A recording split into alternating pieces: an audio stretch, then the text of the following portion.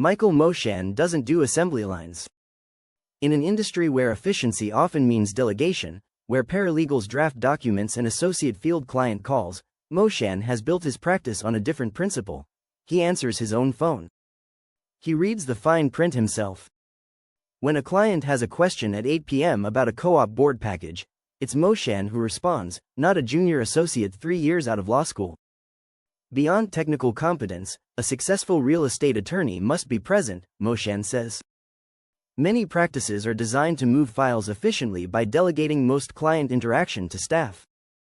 My view is different. Clients deserve a lawyer who is directly engaged, who understands the full arc of the transaction, and who takes responsibility for both the legal outcome and the client's experience, not just the closing.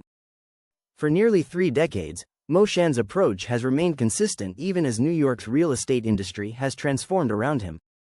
He earned his undergraduate degree from Washington University in St. Louis in 1991, then his law degree from Benjamin N. Cardozo School of Law in 1995. By 1996, he was admitted to the New York bar. He spent his early years at Gold & Gold, P.C., learning the foundations of real estate law before becoming a partner at Gold Scholar Moshan, PLLC in 2006. 8 years later, he launched his solo practice. That decision to go solo wasn't about ego. It was strategic.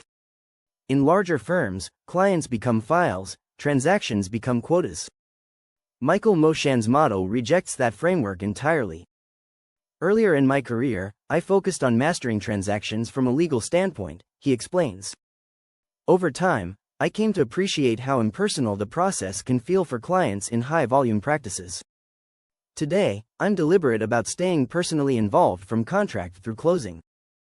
That direct involvement allows me to anticipate issues sooner and ensures clients feel supported, not processed.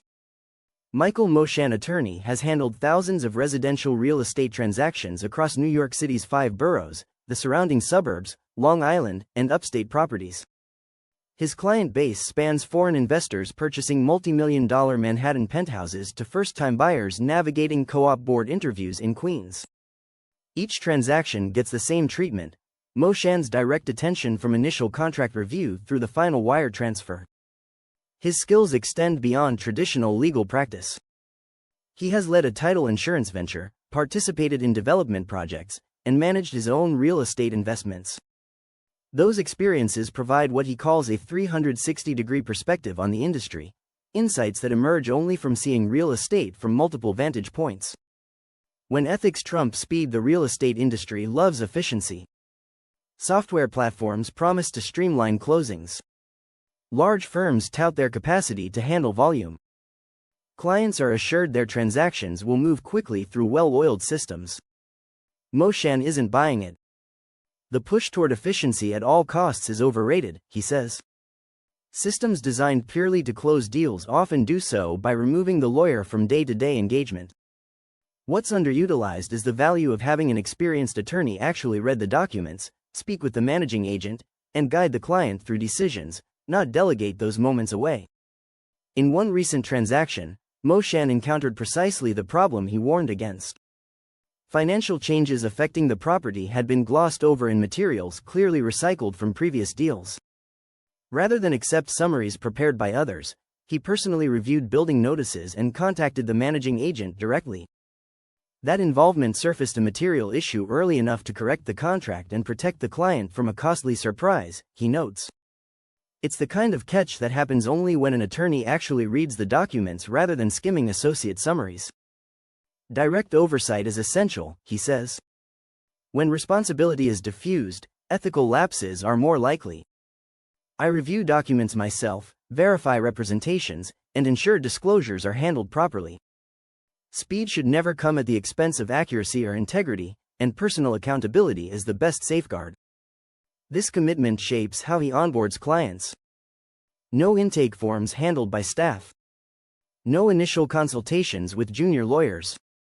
I handle onboarding personally, Moshan says. I want to understand the client's goals, concerns, and prior experiences with real estate transactions, good or bad. From the outset, I make it clear that I will be their point of contact throughout the deal. That continuity builds trust and prevents the fragmentation that often occurs in more assembly line models.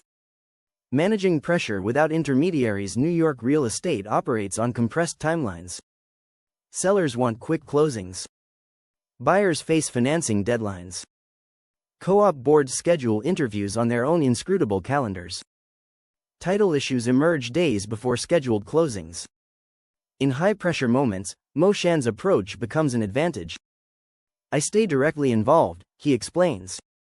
When pressure mounts, clients don't benefit from layers of communication.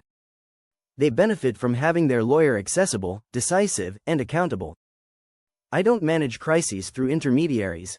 I manage them by being present and making informed judgments in real time. No telephone tag between the client and the paralegal. No waiting for an associate to consult with a partner. When a lender demands additional documentation 48 hours before closing, Moshan handles it himself. That responsiveness has earned him recognition beyond his client base. He has provided training to real estate agents on residential contracts.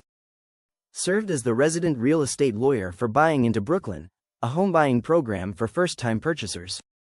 Been quoted in the New York Times on topics ranging from broker-free sales to the psychology of moving to due diligence for condo buyers.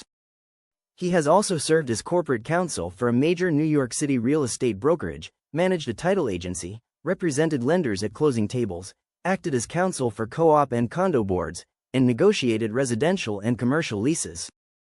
The precision of personal investment. Michael Moshan attorney maintains relationships with transfer agents, co-op and condo attorneys, brokers, and title companies built over 2 decades.